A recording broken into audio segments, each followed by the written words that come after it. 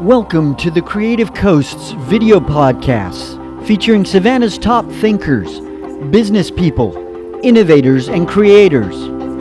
With host B. Ray, director of the Creative Coast. What follows are interviews running on the Creative Coast website this month.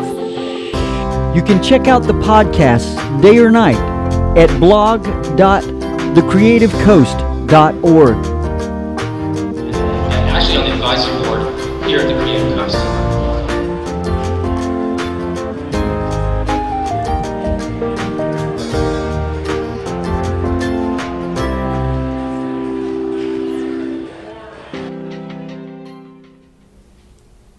Hello and welcome to the Front Porch. My name is B. Ray. I'm with the Creative Coast, and today we're chatting it up podcast style with Dave Ropes of MobiPet. Hey, Dave. Hey, B. Good to be with you. Happy to have you.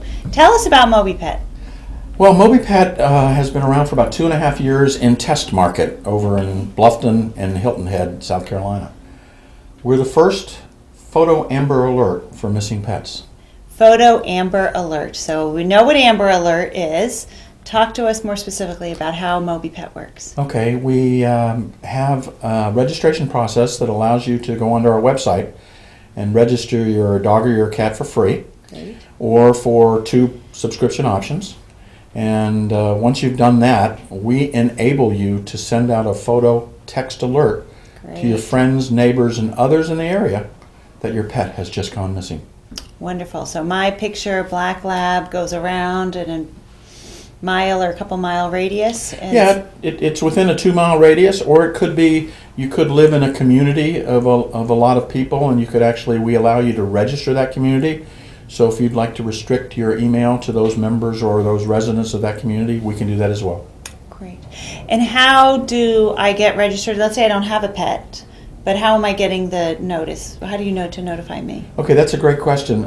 If you'll go onto our site at mobipet.me, MOBIPET.me, you'll scroll down on the site and you'll see something called Pet Finder. Okay. It invites you to become a pet finder, and what you do is you just register your information, and basically it allows us to send the photo alert from your neighbor to you, to your cell phone. Wonderful. And so you envision... And that registration is free, by the way. Thank you. And you envision a world where no more telephone poles have pictures of Muffy's gone missing. That's exactly right. Most of us may have seen the Super Bowl where the winning commercial was Budweiser. And in that commercial, you saw the farmer going out there and tacking up lost pet posters and handing them out to residents and neighbors, when what he could have done is one click of his cell phone. Great. And where did the idea come from? What inspired you? It inspired me about 3 or 4 years ago. I got networked into a technologist by the name of Aram Kovac, who is my partner in this venture, and he lives up in Columbus, Ohio. And he has several patents on mobile image recognition systems, where we can mobile enable a photo. So we came up with the idea, why not mobile enable pictures of pets and then transpose them into virtual lost pet posters. Wonderful. And so you have a partner in the business. The business has been around for a couple of years. Now it's continuing to grow, and you've pivoted a few times. You've kind of put it out in the marketplace and said, oh, we could work it this way. Tell us about that. Yeah, you're exactly right. We've been in the test market a couple of years, and we began to do some consumer research in the market and talk to shelter owners and groomers and boarders of what they were hearing from their customers. And basically we discovered that there were basically 2 problems. One, most people don't think their pet would ever go missing. Right. Or 2, oh, well, my pet is microchipped. Okay? Microchips are great. We're fully supportive of them, but they require your pet to be found first. Right. Our service allows the pet owner to alert others that their pet's gone missing. So what we decided to do, we had one retail product with a tag. Okay? We decided to sort of step back and formulate a registration subscription service, because one of the shelter owners said to us one day, why don't you just give it away for free? We were like, well, how do you make money at that? So we sat back and said, yeah, why don't we give it away for free? And if they want additional benefits, give them 2 other subscription services. And one costs you $15 for the lifetime of your pet. 15 for the lifetime of your pet, no hidden fees or residuals. and 25, and the 25 is $10 for the tag. So we're old school here. We'll give you a tag, so if a finder is not on our system, he can take a picture of the tag, Right. and we put them in touch with you. Wonderful. So you have more of a freemium model now. We do, Wonderful. with a free basic service with 2 premium options. Wonderful. And that is launching out in the Savannah area, Hilton Head, Bluffton, and your goal is to go national eventually. Yeah, our test market currently is Hilton Head and Bluffton. We'd love to expand into the Savannah area, and we could do that.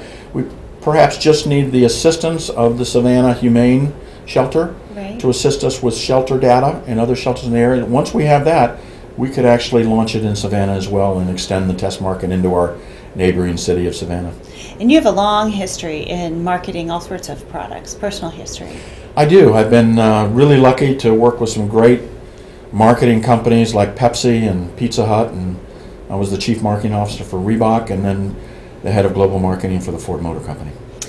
So, don't have a clue as to how you're going to roll this out, huh? We actually do have a clue. Absolutely, We have just signed an agreement with one of the nation's largest pet rescue not-for-profit you. organizations. I can't give you the name today, but with any luck, in 2 months, during National Pet Month in May, Good for you. we will jointly announce that MobiPet will be going national and that every pet owner across the United States can sign up. Well, it's really wonderful to see that kind of global, big-time experience meeting up with other smart people in the low country and creating something that impacts people's lives. Yeah, well, thank you. I really appreciate that. One other thing about my background, I'm actually a Vietnam veteran as well. I was a former combat helicopter pilot in Vietnam, so I'm enjoying sort of a second life after I retired from those big corporate guys, Right. and then starting a new business on my own with my partner. Good for you. And you're part of the Don Ryan Center of Innovation. I am. I joined that organization over in the Bluffton area, Don Ryan Center for Innovation, about a year ago, and they've been of terrific help to me personally, and that I was actually invited to come and join with you guys a week or so ago to do a fast pitch contest, which I enjoyed thoroughly. Great job, really great job. Thank you. Well, besides the fact that I'm a Coke girl and you brought the world the Pepsi Challenge, I did live in the world of Ford Motor Company for 33 years. So I love what you've done. I love where you're going. I'm thankful to have Hudson, my black lab, better protected. And thank you. Dave Ropes with Moby Pet. Delightful to have you with the front porch. B, it was my pleasure to be here. Thank you very much. Wonderful.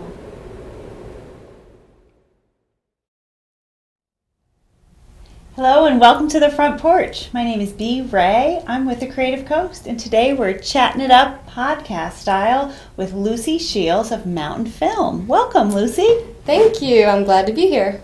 Happy to have you. What is the Mountain Film Festival?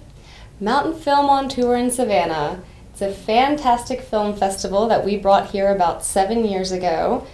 Mountain Film started in Telluride, Colorado, so it got its name Mountain because of the mountain town where it's based. But the films that we show at Mountain Film are so much more than just films about mountaineering. They encompass a broad variety of themes. You have stories that are compassion, environmental outreach, feats of athleticism. Your palms will sweat, your heart will race. I've said this before, but you go and you leave feeling uplifted, inspired, and hopeful. So that's what Mountain Film is all about. Our 2 main screenings are about 2.5 hours, and there's a mix of short and long films, so it's fast-paced, a lot of variety. They're all, I hate to even use the word documentary sometimes because that has sort of a dry connotation. I like to say these are true stories about people doing amazing things. Great. And what does it take to put on a film festival or to host one here in Savannah? apparently it takes a village. I'm sure. So our slogan, and I actually wrote a little bit about this for your Creative Coast blog, our slogan is Mountain Film, celebrating the indomitable human spirit.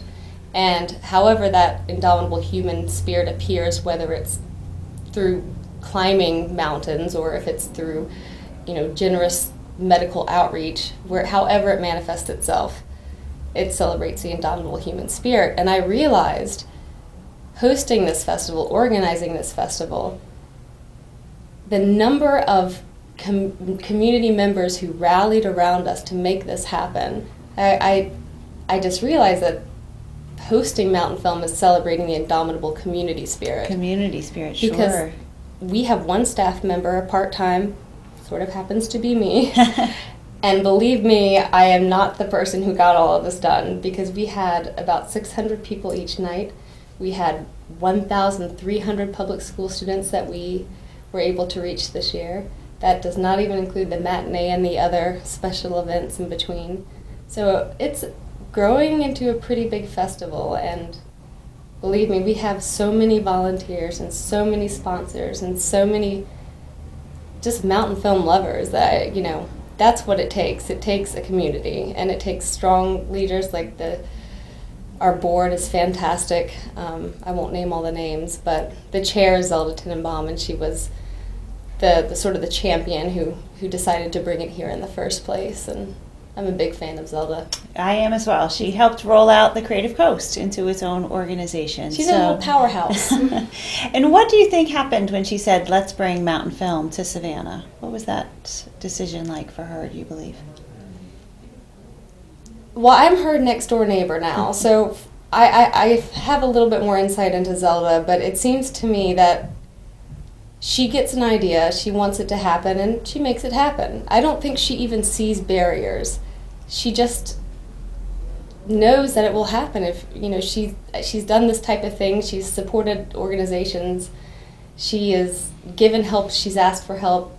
She just has a deep understanding of what's required. So I think willing for her, to do the heavy lifting. Yeah, I think for her it was just like, we need it here.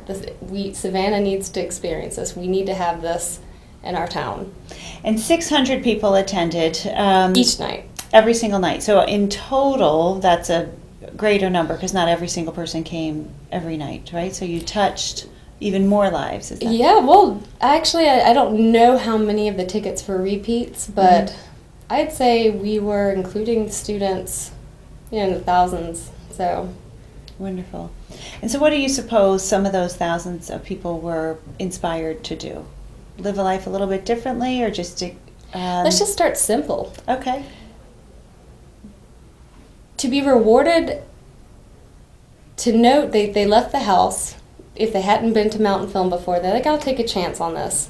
And they go, they are in a beautiful theater, they're surrounded by wonderful people, they see great films, so at least they leave with that. It's a positive experience. They get out of the house, they do something, they watch some great content.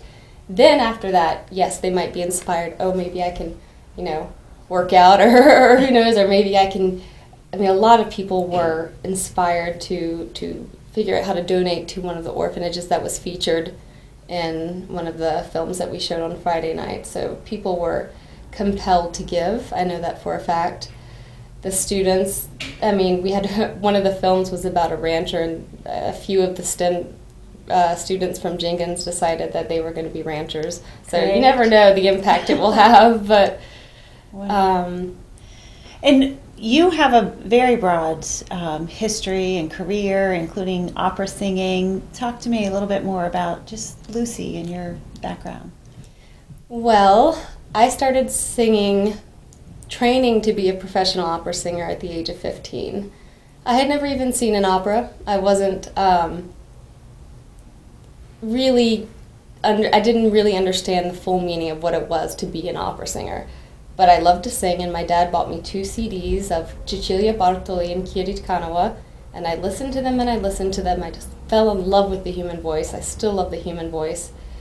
And I was like, I think I want to leave Savannah. I'd been at Country Day my entire life, so I went off to Interlochen Arts Academy and found myself surrounded by some of the most talented people I will ever meet. I've been to some great schools since then, and Interlochen still some prodigies there.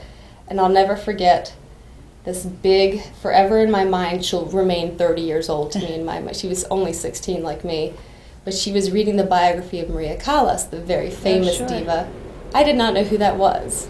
I really had no background in opera. And I lean over, I go, who is Maria Callas? And she looks at me like I had said the most offensive and ignorant thing in the world, and she just goes, oh, and laughs and walks away. And so that was sort of my entree into Interlaken. But I did see my first opera when I was after about a year of training, and it was in Detroit, and I was really nervous that I was not going to like it. And I cried my eyes out, and it was wonderful. So Good for you. And so you've come back to Savannah. I have. After living in all sorts of different places, I suppose mostly New York City. And now, what does the future hold for Lucy? I have no idea, and I couldn't even begin to predict it, because I think it would limit it if I were Good to for sit you. there and decide what it was I was going to do next. I'd still sing. I actually suffered from a lot of performance anxiety, which is why I took a step back. But since I've returned and I started singing for St. John's Episcopal Church, and what used to be this torturous, can I sing the high notes, can I do this, it became more of a service. And so I started to enjoy singing again. So I still sing and I teach voice lessons. I would love to continue working with Mountain Film. I'd love to do something else that's in the same vein, that's community focused, and Wonderful. so I don't know, we'll see. Well, Lucy, we had the blessing of having a 3D printer in our office for a while, which was great fun. And we were playing around with it one day, and we printed out a little Lucy for you. And so this is my gift to you. I love it. Thank you, because no matter, whenever you go to, to look at keychains or anything with a name, they never have Lucy. Well, there you ever. So thank you. A little bit of 3D printing for you. There you go. This is custom because you can't find my name, even though it's very common amongst dogs, apparently. Oh, that's so great. Thank you so much. Well, Lucy Sheils with Mountain Film, opera singing, just bringing community together in Savannah, Georgia. Thank you for being a part of the Front Porch. And really quickly, our dates next year are January 22nd and 23rd, and don't miss it. Perfect. So we'll Mark keep the you calendar. posted. All right, Thank thanks. you. Hello and welcome to the Front Porch. My name is Bea Ray, and I am with Clifford Ferguson, chatting it up about Medical Genie. Hey, Clifford, how are you? How you doing? I don't know if I was supposed to look at the camera or you. So tell me, what's going on with the Medical Genie? Medical Genie is doing a lot right now. We are currently working with Microsoft. They actually invited us to join them, and we talked about sponsorship. So what they want to do is they want to pay for advertising and marketing for trade shows, as long as we endorse their Service Pro with our software. So let's talk about what is the Medical Genie. Medical Genie is advanced software for medical practices and home healthcare centers. Wonderful. So I run a doctor's office, and what do I do? Okay, well, you just log on to Medical Genie and you choose the practice. If you sign up with us, you just go to your practice, and it does all the EHR, scheduling, billing, and practice management. So if whatever you need to run your practice, it does it all for you. Wonderful. So makes appointments. Yes. Okay. And I find that at themedicalgenie.com? Medicalgenie.com. Medicalgenie.com. Great. So your client is the doctor's office, Yes. any kind of doctor's office. Yes. Wonderful. And this is a product you're in the process of developing. Yes. Tell me about that process.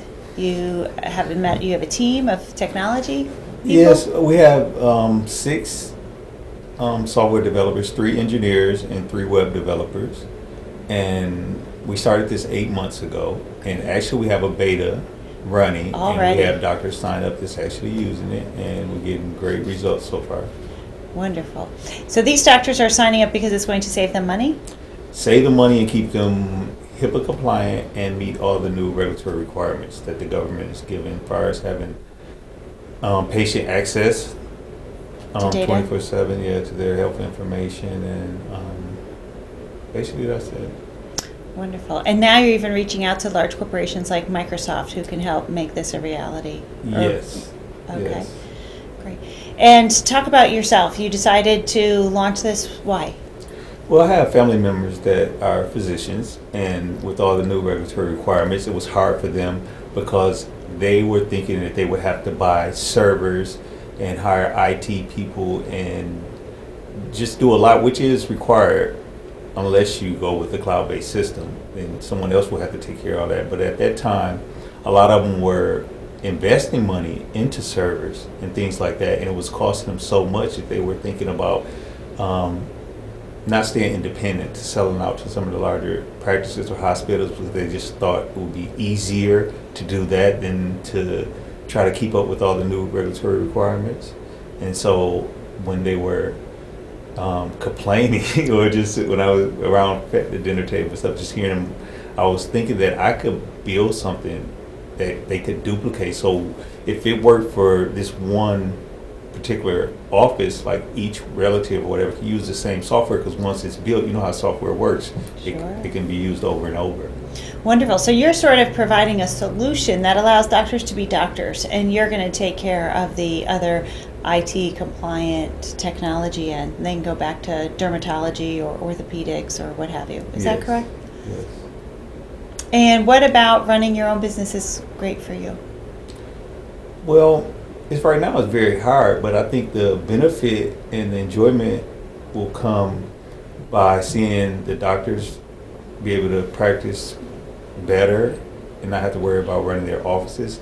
And if I can, to hire people, to give people better financial opportunities, because when people have financial opportunities, their health is better because people are happier. So I think it'll help by creating jobs and seeing doctors practice more and worry less about running their practice and focus more on the patients. I think that'll be a great thing, and that's where I'll get my fulfillment from. And you haven't been in Savannah for too long. I moved here. It's been a year. It'll be a year in April. April 17th will be 1 year. Well, we're so happy to have you. And how? What about coming to Savannah is helping you make this a reality, the Medical Genie? Well, the Creative Coast. Well, thank you. Has helped me a lot, and the SBDC here in Savannah is very helpful. Great. They had a guy, Jason Anderson, but he left and went to Texas, but he helped me a lot. I mean, every hour that he had available, I was there asking him questions, and he helped out a lot. You seem like a good listener. You're listening at the dinner table for some opportunity. You're taking in some advice from people like Jason. Yes, and you as well. I listen, and I think it's always a benefit from listening to people, no matter who they are and what their story is. You always gain something from that. Great. So what's next for the Medical Genie?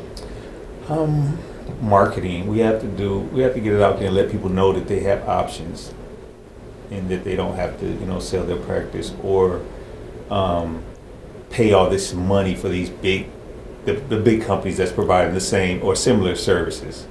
They're charging a lot just because they know they can, and maybe because their overhead is a lot too, so they have to charge more. But the prices, we just want to get it out there that there's an affordable, low-cost system. And how much would this cost for a practice here? Well, the initial fee is $10,000 for the license, Okay. and then it's only $499 a month for upgrades and support. And that compares to what kind of cost when you talk about the large companies? The larger companies charge $30,000 for their service for the software, and then there's another $10,000 fee for training, and there's a couple other fees, but according to the American Medical Association, the average price is $200,000 that the doctor pays with everything. Once they pay Over time? Yeah. $200,000 down to close to $10,000. Yeah. Okay. No. Well, actually, it's $80,000 is the average what they'll be paying for just their the software license, and then the rest is the maintenance and upgrades and training for the staff. Got it. Well, Clifford Ferguson, it's great to see you. Thank you for being part of the front porch and being a part of what makes Savannah so awesome with the Medical Genie, or medicalgenie.com. Thank you, Clifford. Thank you. Welcome.